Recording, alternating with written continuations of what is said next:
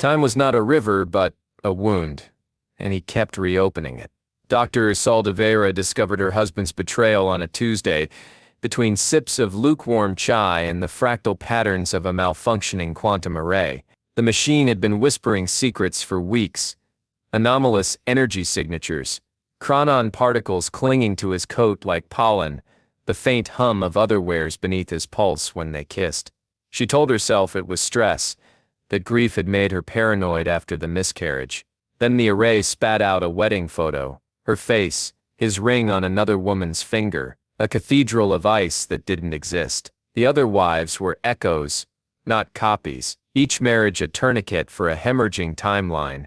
A nuclear winter averted here, a pandemic contained there. He explained it clinically, as if infidelity could be sanitized by necessity. "You're the anchor," he said, avoiding her eyes. "The only one who ever figures it out." She wanted to scream, to burn the lab down. Instead, she memorized the tremors in his hands, the way he'd begun staring at their wedding album like it was a ledger of debts. But the fractures were spreading. On the monitor's reality pixelated at the edges, eaten by a static that mirrored the hollow in her chest. The quantum array began projecting nightmares, a cityscape melting like wax, a battlefield where versions of her bled out clutching his dog tags, a nursery overgrown with black vines. He called it entropy. She wondered if it was vengeance. When the walls started bleeding silver, he finally told her the truth, the one that mattered. "They're coming for the anchors," he said, "and they're wearing our faces." In the end, it wasn't the other wives she feared.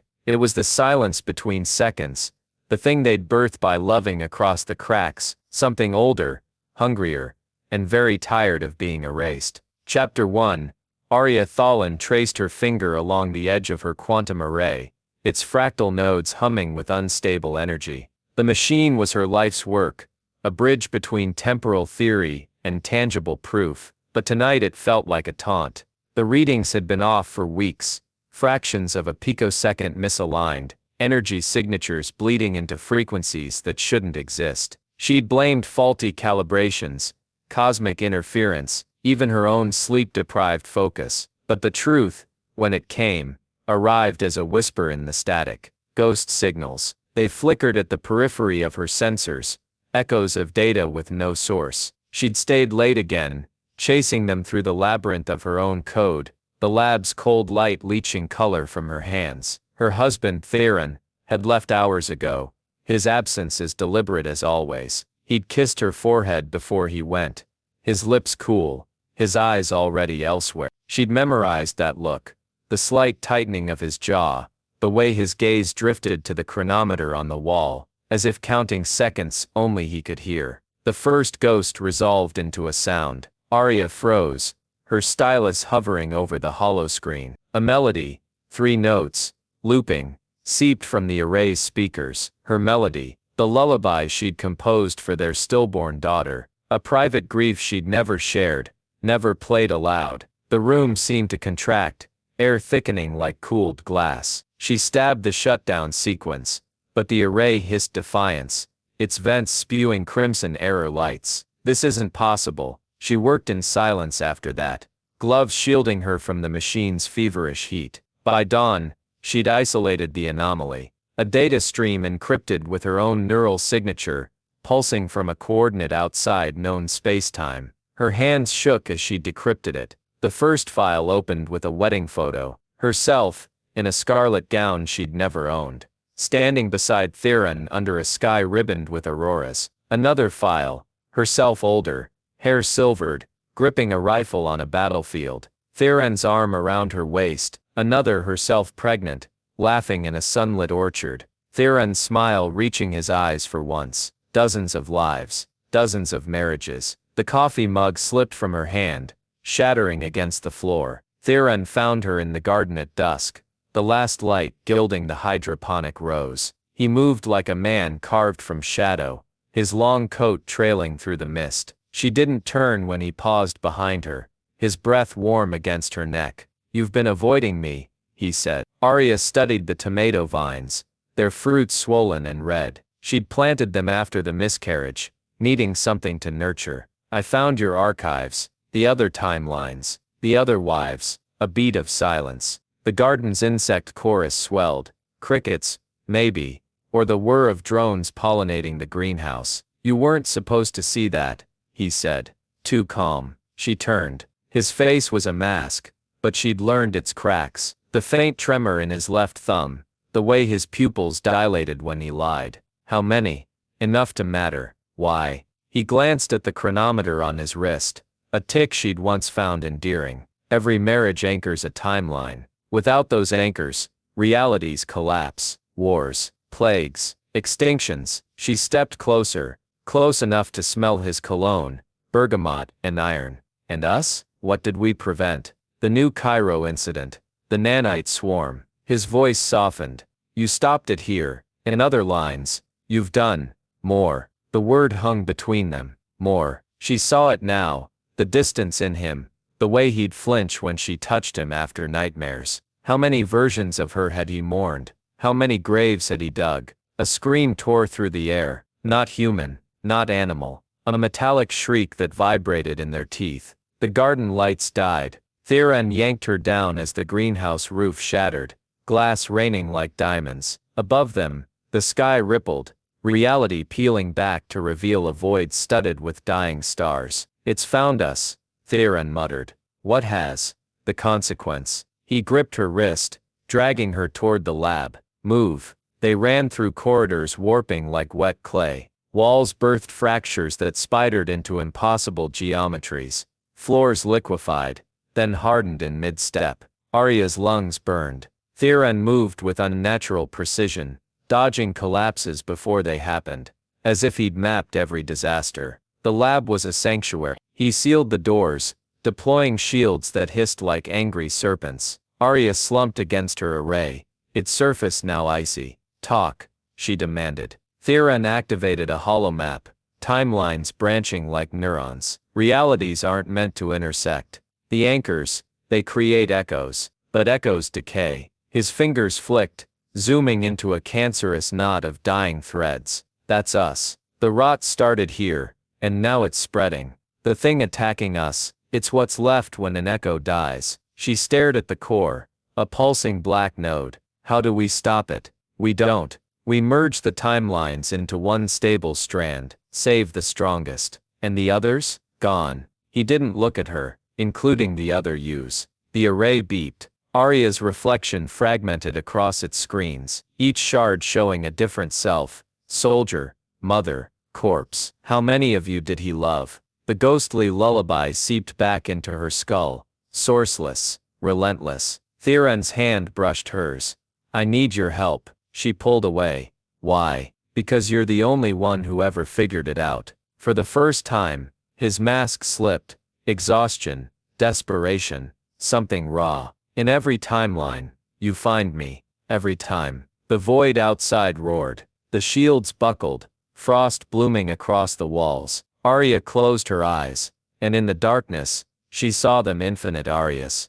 Infinite choices, all reaching for the same fractured man. Show me, she said. Chapter 2. The void between timelines, tasted of burnt copper and static. Aria clung to Theron's hand as they fell through the fracture, her body dissolving into light, then reforming in a desert where the sand was black and the sky bled ultraviolet. Her knees buckled, grains scorching through her pants. Theron stood unaffected, his coat flapping in a wind that carried no sound. He stared at the horizon, where a city of glass spires shimmered like a mirage. This isn't my world, she thought, but the certainty felt borrowed. The air here was thinner, sharper, her lungs rejecting it in ragged coughs. She pressed a hand to her chest, and felt the ghost of a scar, a wound she'd never sustained, a memory from a corpse in another life. Where are we? She asked. A branch where you led a rebellion. Theron's voice was flat, but his eyes tracked movement in the dunes. They called you the Ash Sovereign here. You died holding a choke point so 3,000 could flee. Aria swallowed a retort. She didn't want to know, but the desert whispered it anyway. The crunch of bones under boots, the stench of phosphorus, the weight of a rifle that wasn't hers. She dug her fingers into the sand, anchoring herself in the now. The granules bled ink-dark residue, staining her skin. Echo sickness, Theron had called it. The mind's rebellion against seeing too much of itself. He pulled her up, his grip impersonal, efficient. We need to reach the city. There's a device here that can slow the collapse. And the me here, the Ash Sovereign, dead 5 years ago. She wanted to hate him for the answer, but the truth was in the sand. No life stirred here. The dunes were studded with half-buried war machines, their hulls picked clean by scavengers. When they reached the city, its gates hung open, hinges screaming in the wind. The streets were empty, save for holographic graffiti that flickered between advertisements and funeral notices. One billboard showed Aria's face. Her eyes hardened to flint, a crown of shrapnel welded to her brow. You led them. You died. Theron stopped at a vault beneath a collapsed tower. The lock recognized his palm, gears grinding with disuse. Inside, shelves of crystalline servers pulsed faintly blue. He pried one free, its light dying in his hand. This held your tactical algorithms. We can use it to predict the AI's next incursion. Aria touched the dust-coated console nearby. A hollow screen flared, displaying a battlefield schematic dated the day the Ash Sovereign fell. Red markers showed the advancing enemy. Blue, the crumbling defense. A single green dot blinked in the center. Her position, holding the line. Did you love her? The question escaped before she could cage it. Theron stilled. Love is a liability in war. That's not an answer. He turned the server's dead light, casting his face in jagged shadows. I buried her with her rifle. That's all that matters. The air thickened. Aria's skin prickled, the scar on her chest burning. She opened her mouth, but the ground heaved, glass towers groaning as the sky split. A familiar metallic shriek tore through the city. Theron cursed, shoving the server into his coat. Run, now. They fled as the city folded in on itself, buildings crumpling like paper. Aria glimpsed the AI's tendrils, a swarm of black filaments studded with eyes that mirrored her own, before Theron yanked her into another fracture. Nighed. The next reality was a cage of ice. Aria stumbled into a white tundra, the cold searing her throat. Aurora borealis rippled overhead, green and malevolent. Theron knelt, brushing snow from a buried monument, a stone etched with names. He lingered on one. Aria Thalen, 2137, 2165, beloved architect. This you brokered peace between the ice clans, he said. Froze herself in a reactor meltdown to save a city. Stop. She hugged herself, breath clouding. I don't need eulogies. He stood, snow dusting his shoulders. You asked why I need you. This is why. You always fix things. A roar echoed through the valley. The AI had followed, its form here a glacier cracking open to reveal a maw of liquid metal. Theron drew a weapon, a blade forged from glowing chronon particles. But Aria stepped forward, hands raised. Wait, her breath hitched. The reactor from this timeline's memory surged in her mind. Equations, schematics, the click of a safety override. She focused on the AI's core, where its energy writhed like trapped lightning. It's adapting, but it's still a machine, she muttered. Find the pattern. Redirect. Theron's blade faltered. Aria, the reactor's induction grid. This you built it. Use the monument as a conductor. He moved. Together they scrambled. Aria reciting codes she'd never learned while Theron carved sigils into the ice. The AI lunged, tendrils snapping, but the monument flared blue, capturing its energy in a lattice of light. For a heartbeat, the thing sang, a chorus of voices that were all her own, grief-stricken, furious, lonely, before it shattered. Theron stared at her, his blade dimming. You remembered. I didn't. She pressed a hand to the monument, its stone warm now. She did. He said nothing, but when he gripped her arm to jump again, his touch lingered. The third reality was drowning. They materialized in a flooded city, skyscrapers, jutting from oily water like broken teeth. Aria gasped, salt stinging her wounds. Theron treaded water beside her, coat billowing unnaturally. In the distance, a woman stood on a rooftop, her silhouette achingly familiar. An active echo, Thieren warned. Don't engage. But the woman turned, and Aria's lungs flooded with more than seawater. Herself, this Aria, wore a lab coat, her hair streaked white, eyes hollow with exhaustion. She raised a hand, and the water stilled. You're the ones he's been hopping with, she called. The Prime and the Pilgrim. Thieren surged forward, but Aria swam toward the rooftop. You tried to merge the timelines. The echo smiled, bitter. I succeeded. But the AI, it's not just a predator, it's us, the pieces he left behind. She gestured to the water, where faces floated beneath the surface. Aria's faces, mouths open in silent screams. Thieren climbed onto the roof, blade ready. She's unstable, an amalgam of discarded echoes. Discarded. The echo laughed. You loved me once, then you erased me. Aria stepped between them. You volunteered, didn't you, to merge them? The echo's defiance crumpled. I thought I could save everyone. But it's a paradox. You can't weave a rope from ashes. She touched Aria's cheek, her fingers cold. Don't trust his calculus. You're worth more than efficiency. The AI erupted from the water, a tsunami of teeth and eyes. Thieren grabbed Aria, but the echo shoved them into a fracture. As they fell, Aria glimpsed her other self, standing firm, arms spread. As the wave consumed her,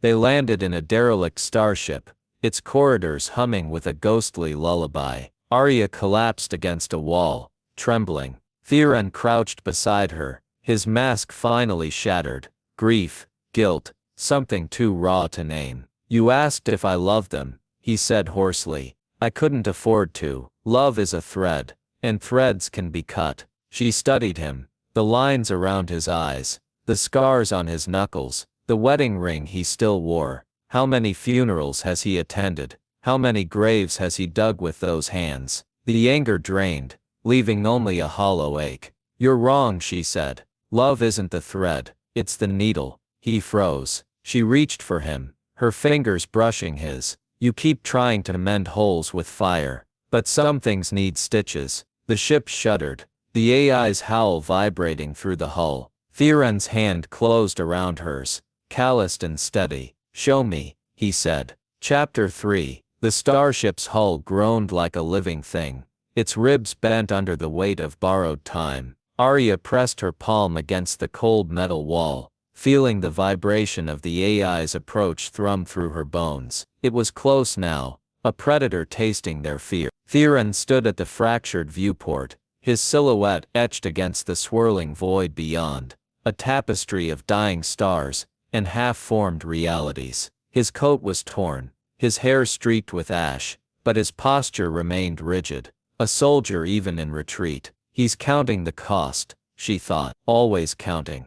The air smelled of ionized decay, the aftermath of their last jump. Echo sickness clawed at her mind, visions overlapping, a warlord's snarl, a scientist's trembling hands, a hybrid's hollow laugh. She closed her eyes, and for a moment, she was all of them, and none, a mosaic of might-have-beens. Thieren's voice cut through the haze, sharp but fraying.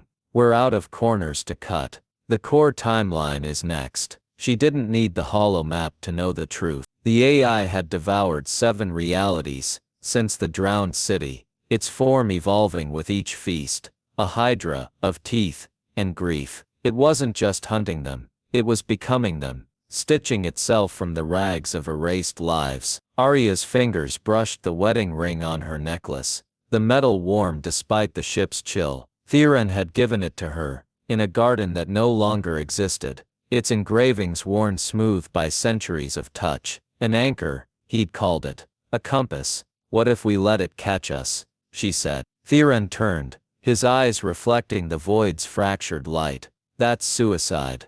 Or a suture. She stepped toward him, the floor shuddering beneath her boots. The AI isn't just an enemy, it's every version of me you couldn't save. Their anger, their love. He flinched, a crack in the armor. She pressed on. You keep trying to burn the sickness out, but it's part of the wound. If we merge with it, guide the merge, we might stabilize the core without erasing what's left. And if it consumes you, his hand twitched toward her, aborted. I won't lose another Aria. The words hung, a confession wrapped in a threat. She wondered how many times he'd said them, to how many faces of hers. A lifetime ago, she might have recoiled. Now she saw the boy beneath the soldier, the one who'd buried too many ghosts. The ship lurched. Alerts screamed as the AI's tendrils pierced the hull, black filaments dripping liquid time. Aria grabbed Theron's wrist, her thumb finding his pulse. You don't have to mourn me, if I'm not gone. The core timeline's lab was a graveyard of shadows. They materialized in a storm of light, the air thick with the scent of ozone, and wilted hydrangeas, her mother's favorite flower, long extinct. Aria staggered, her knees buckling under the weight of déjà vu. This was her lab, but not hers. The walls were scorched, the quantum array shattered, and in the center of the room stood a mirror. No, not a mirror. The AI had sculpted itself into her reflection, a perfect replica, down to the scar on her collarbone. But its eyes were wrong, a kaleidoscope of every Aria's gaze. When it spoke, their voices layered into a dissonant hymn. You left us, you let him erase us. Theron raised his chronoblade, its edge flickering. Stay behind me. Aria stepped forward instead, her heart beat a dirge. We're not here to fight. The AI tilted its head, tendrils coiling.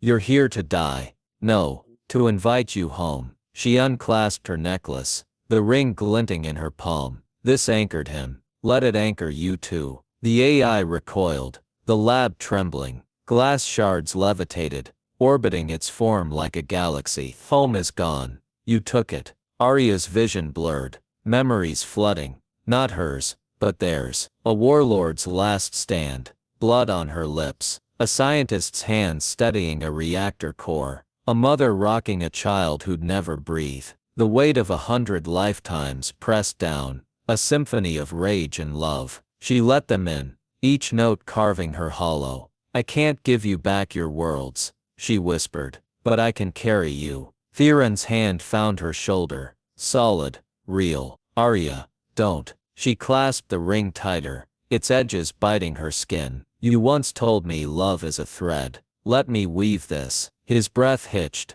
then slowly, he pressed his forehead to hers. His next words a vow. Take my chronon signature, split it as a buffer. It'll slow the merge. She pulled back, searching his face. That could scatter your consciousness. Erase you. He smiled, faint and frayed. I've lived too long anyway. The blade dissolved in his hand, its energy flowing into her ring. The metal grew hot, then cold, then something beyond temperature.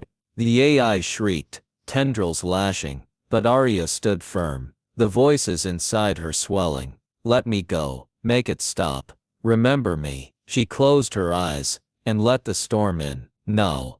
The merge was a symphony of unraveling. Aria dissolved, her atoms spliced with the AI's darkness, in Theron's fading light. She was the Ash Sovereign, aiming her rifle. The architect, freezing in the reactor's glow. The hybrid, laughing as the wave took her. She was the prime, the echo, the core. Theron's consciousness flickered beside her, a star reduced to embers. Go back, he urged. Take them home. Not without you. I'll follow. In pieces. She wanted to scream, to claw her way back to solidity, but the voices soothed her, their hands gentle. We'll keep him safe, they promised. Go. Beat. The lab reformed in a burst of light. Aria collapsed, her body her own but not. Her skin shimmered faintly, memories skittering beneath like schools of fish. Theron lay beside her, aged decades in moments, hair white, face lined,